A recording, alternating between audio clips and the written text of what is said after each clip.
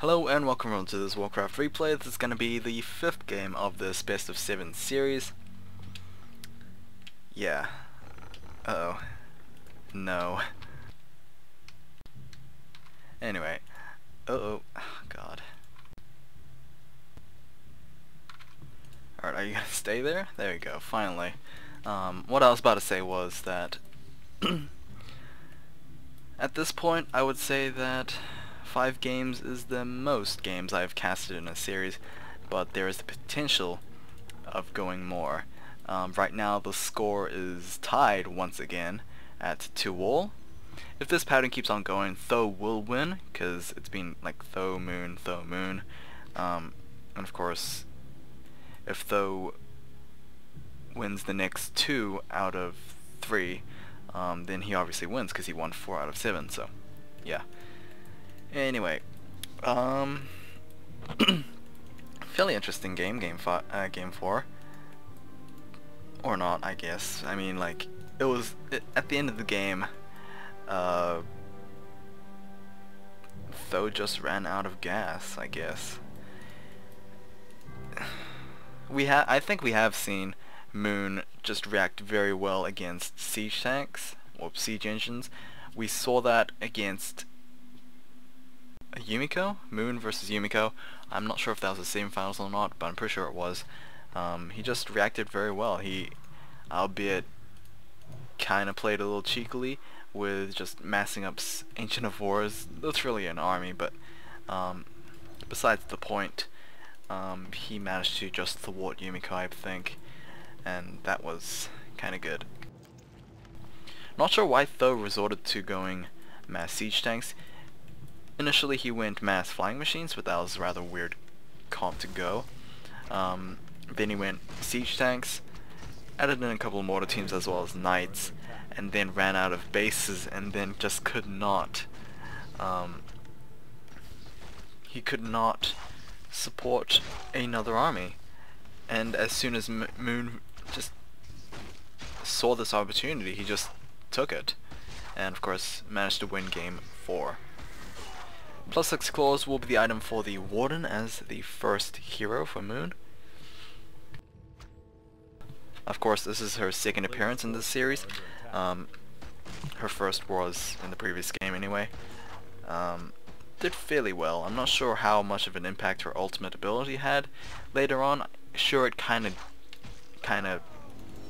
just offered a free unit for Moon in the later game, but you know, I'm not sure how impactful that was compared to some other ultimate ability.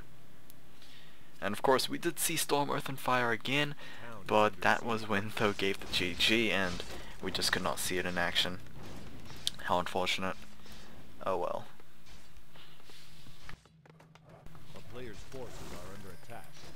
So anyway, we have, looks like just very standard creep patterns for both players, although this one's probably the lesser traditional, because most players don't generally go for that after the second camp. They usually go and either harass or just clear out this gold mine, but it looks like the Murloc camp was added in before the gold mine. Now the Warden is around. She does have +3 intelligence as well as the +6 claws of attack. The Wisp are getting into a good position to go for a detonate and hopefully take down one of those elementals. We'll be able to. Long distance Shadow Strike on that Archmage, plus full 15-second vulnerability potion will be picked up. Cloak of Shadows will be the item from that second camp and will be used to hopefully keep this Archmage alive for a fairly long time. Either way, archers will be used. Shadow Meld will be used on those archers, and Warden, there we go, able to take down the Trapper. I'm not sure if it was the Warden that got her. I'm pretty sure she did. Either way, Tho's gonna place down the Town Hall pretty much unchallenged, I think. So yeah, the Warden picked up a couple of kills, but it did not really, I guess, affect the timing of that Town Hall, so I don't think that was really worth the effort. And now all 3 Moonwells are now just empty. Ancient Wonders is going to start battering down against that scout farm, but it is going to take a fairly long time. Tree of Ages nearly done, as well as the Hunter's Hall placed down, so this is obviously a double Ancient of Lord transition, although not really transitioning from anything. Moon not going for early Huntress aggression, so this is, I guess, something we haven't seen in quite some time from Moon, but it's not like it matters all too much. Warden is actually taking a lot of damage herself, needs to be very careful. And yeah.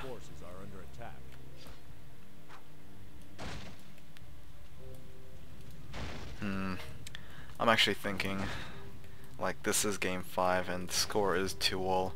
I've got to cast at least 2 more games, and then if this is over, then AWC is finished for my channel, then yay. I just can't wait, because I generally don't finish a tournament completely, so I'm fairly eager to complete it actually, so yeah. And then I'll go to WCG. I'm not sure how much I'll do in WCG, but of course I'm pretty much out of replays anyway, so WCG seems good. Warden, will she be able to pick up the Footman? I'm not sure. Obviously the Shadow Strike is going to wear off, as it was casted fairly early on, unless the Sasquatch goes and weaken him even further, and just giving that Warden level 3. Shadow Meld will be once again used. The Footman is kind of in danger. Level 3 means that is level 2 Shadow Strike, and it's going to do 150 straight up as well as 30 per tick, so it is actually a lot of damage coming through. A second Shadow Strike on the Archmage, so he needs to be careful. Oh yeah, he's dead. He's definitely dead right now. Unless he goes for that invulnerability potion, but that's fine for Moon. He took out a rather, I guess, expensive item for the Archmage. Unfortunately, Moon is not chasing with that Warden anyway, but oh, here it comes again. The Warden does not have enough mana, but will get the killing blow. I'm rather astonished that happened. Wow. And of course the Warden's gonna get another kill, and gonna TP out, TP back, and doing fairly well, being greeted by her Night Elf sisters. Ancient of Lores have been completed, Dryads are now being produced. Fairly rough start for Tho, even though he did get himself that expand. The Warden is now, I guess, beginning to snowball. She's nearly level 4, which means she either has level 2 Blink or level 2 Fan of Knives. I think Fan of Knives would be the more appropriate choice, as we have yet to be at Keep Tick for Tho, but then again, it does take a lot of mana. And of course, if it was Fan of Knives, I think this would be the opportune time to actually use it, but she didn't. Castle Tech immediately going on for those, so I'm not entirely sure on the reasoning behind that, but either way, let's see how it does. Warden did go for another Shadow Strike on the Archmage. Gonna do a lot of damage, but then again, a lot of damage has been dealt on the Warden, and the Moonwalls don't necessarily regenerate that quickly, so Healing Potion will actually be purchased and instantly quaffed for the Warden. Tree of Life, so we are going to have an attempt to go for an expand for Moon, but his creeping has been interrupted by the Archmage, and Tho. Abolish Magic will hopefully try and bring down that Elemental as quickly as possible. Needs to be careful, Dryad. Oh, I guess not. Apparently that Elemental does 50 damage worth in terms of just one attack. Rock Golem Camp will be taken out and will be obtained, at least the items dropped for him, by the Warden. The Archmage, yeah, Tho is doing a lot of damage, but then again, I think a lot of damage is still being dealt to him. We did have a Goblin Sapper being hired up, and I think I heard him die. Rather sad, but I think Tho, it was a good opportunity to try and take. Unfortunately, it just was not able to be finished. The Shadow Strike has finally worn off, and now the Regeneration Potion has been used. Mountain King is on the way. We have Arcane Sanctums. So this is a... I'm wondering on the composition right now. It could be Double Sanctum Knights, but then again that would also be kind of a weird comp. It would be a very expensive comp. Oh, okay. Zeppelin was forcefully taken down, and of course the Archmage was the only one that got out in time, making him, I guess, not affected by the daze. Oh, but another Shadow Strike could actually cancel this healing. This is not that good. Healing Potion will be used, but is that going to be enough? Apparently so, for now. The Warden just ever vigilant on picking up that Archmage, cancelling both his healing, forcing him to use that healing potion, and of course investing more gold into restoring items. Yeah. So no upgrades for Moon is currently underway. I guess we generally see this if neither players are actually engaging on long skirmishes. They just tend to be focusing on increasing their count instead of increasing their quality. What time is it? Okay, I just being Skyped. Hopefully this will take a rather quick time, because it's awfully rude to not reply to Skype, but either way, level 5 has been gained on the Warden. Will she pick up a second hero? Looks like the Moon's trying to consider it. It is once again going to be a Panda. And of course animation is still missing, so we will not be seeing the beautiful flames of those Breath of Fires, but oh well. And very quickly, Tho's going to get himself that tri-hero combo. We do have the Paladin as third, so yeah. Hopefully the Holy Light will be able to counteract the Shadow Strikes from that Warden. Very annoying Shadow Strikes. It is at level 3, so it is at its most potent. So yeah, I believe... Oh, 30 ticks. That's still... That's not level 3. Huh. Phantom of Night's actually being prioritized before Shadow Strike, which is I guess not surprising, but a little disappointing. Because I think Shadow Strike level 3 does about 45 per tick and like 225 initial, so yeah, it's a lot, but it's not AoE, it's single target, so that might be the reasoning behind Moon's decision, but oh well. And yeah, the comp that I was thinking of is going to be reality. It is going to be the Double Sanctums with Knights, and of course mortar teams, just to add off for the artillery front and long range front. Actually, Archer finally gonna be taken down. Not many archers left for Moon, but then again he's not exactly reproducing them. Knight does not have his animal wall training. I don't think. I'm pretty sure Knights get about like 900 hit points if they get animal wall training. I might be mistaken, but oh well, we shall see. But yeah, Double Sanctums, it looks like we're going to emphasize on Spellbreakers, Mortar Teams, and Knights. Unupgraded Knights, but Knights nonetheless. We have a Priest. Oh, he's going to be chased down by the Archmage, but Holy Light is going to save him somewhat. 1-0 Mortar Teams, and actually 1-0 Knights. I thought they were unupgraded, but Tho is doing a fairly nice job in the upgrades front anyway. Preservation Staff has been used on the Bear, so both players do have their respective staffs. I think maybe Tho has the better staff, I think. Generally I would just instantly assume Staff Preservation way better, but of course that only applies if you have a good number of Moonwells, but Moon, I don't think he does, so that's why I'm gonna think the built-in healing of the Staff Sanctuary is probably more worth. Either way, just a lot of damage coming down. Another bit is gonna be taken down with Tho, but then again, Tho is also gonna lose his own fair share of units as well. Panda is now being focused down, but the Staff Preservation has been transferred to the Warden. That does reset the cooldown, I believe, so yeah, the Panda able to get out as quickly as possible. Bear, on the other hand, will not face this, or will not receive the same privilege. So the Archmage will be able to give that rejuvenation potion to the Paladin, so he will be able to heal up both in terms of mana as well as health. Tree of Eternity up and running for Moon. He is producing both Dryads and Bears. Does have this established base. A lot of gold actually being mined out from there, but Tho is 3,000 gold ahead, but then again that's also a lot. Okay, here we go.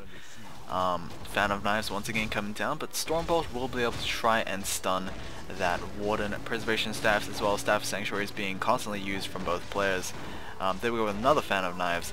Not necessarily doing a lot of damage to those Knights as they are fairly high health, and yes, they do have Animal War training now, almost 1,000 hit points per Knight, and that is a fairly significant amount of armor as well on top of that stacked up health. Ooh, the Warden nearly taken down, but she was able to escape. Archmage is going to be falling at level 4. TP Staff coming down from the Warden, so she'll be able to come up at full health with a Rejuvenate as well. Will the Spellbreaker steal it? I'm not sure, but the Mountain King is going to take a significant amount of damage, but the but the Holy Light will be able to try and save him. Oh, can't save the Paladin though, and he will be taken down at level 2. Meanwhile, in the back of Moon's main base, we have a siege tank, a single siege tank, just trying to make something happen. Not necessarily investing a lot on siege tanks, but that's pretty much the good thing as well. Moon did not expect that happening, and he really can't deal with it as much. Breath of Fire gonna deal quite a bit of damage to those peasants. We did see the Mountain King being taken down as well, so that's all 3 human heroes taken down, and this is gonna be really hard for Tho. The pattern has been Tho Moon, but this could the pattern could now break. Level 6 on the Warden will be preserved, and probably will use the Moon Walls, or will he rely on the Rejuvenate? He's gonna get it rejuvenated. Does have the TB Staff, but he's not going to use it. In fact, the Panda is going to be withdrawing and not going to use those Moon Walls. Actually, he does, but I think he used it on those Bears instead. Do we have Wellsprings? Yes, we do. So they will be able to rejuvenate a lot of mana during nighttime. But of course, it's now daytime.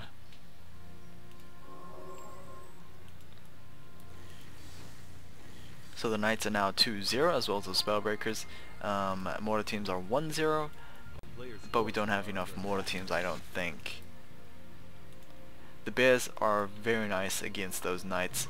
I think they stand toe to toe, but with the roar spells from the Bears, I think that's what makes them a fairly good unit against those Knights. Plus they're 2-2 anyway.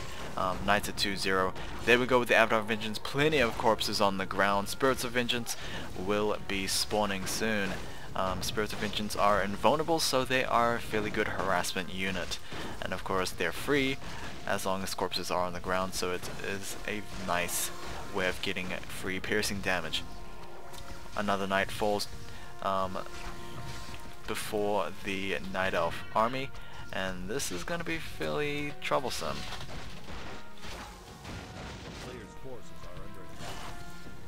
Anyway, Self-Preservation I think was on the Warden. Yeah, she's just gonna heal up, rejuvenate back, and probably TP back in. This is gonna be a rather difficult hold to become. Mountain King now is gonna come out. Paladin is gonna be following as well. Archmage, can he do his job in trying to hold the fort? I'm not sure. Most of the front line for Tho has been taken out, so you don't see that many Knights. You only see a couple of Spellbreakers for him, and that's pretty much going to be it. Fan of Knives once again doing a lot of damage. There is still a fair amount of peasants like mining out of that gold mine, but then again that's just desperation, I think. Of course he could run them away, but what is the point? I would have rather seen them go for militia, but they're not actually going to be doing that. So yeah, not much of Moon's army is left as well, but then again most of his army is now consisting of the Spirits of Vengeance. Panda is going to be the one preserved. He does not have a TB staff, or at least did the Panda get preserved? I don't know, but the Archmage once again got taken out. Level 7 Warden is going to be returning, but the Panda, is he at level 6? He's nowhere near level 6, so we won't be seeing the Storm, Earth, and Fire. The Paladin is out. Where is the Mountain King? There he is. He is sanctuaried, so he can't necessarily move. I'm not sure if that was the smart decision by Tho, and he might actually lose this game here. If not, he will lose his main base. Knight will be taken out once again. Is that a TP staff? That is a TP staff, not a TP scroll, so Warden can return back to fight, but she can't do it as quickly because the TP staff is actually on cooldown. Mountain King is now fully healed, so he will be able to resume the fight. Paladin, I believe, accelerated that process through the Holy Light, but the Panda is now back, and he is going to do a fair amount of damage. He doesn't have that much mana left, so he can offer like maybe 2 or 3 Breath of Fires, but that's pretty much going to be it. And the Archmage is following, but I'm not sure if he's going to return. GG from Tho. That is going to be game 5 of this best of 7 series. So the score is now 3-2 favoring Moon. So many mumbles in this particular commentary, but hopefully you guys have enjoyed. I will see you guys in game 6.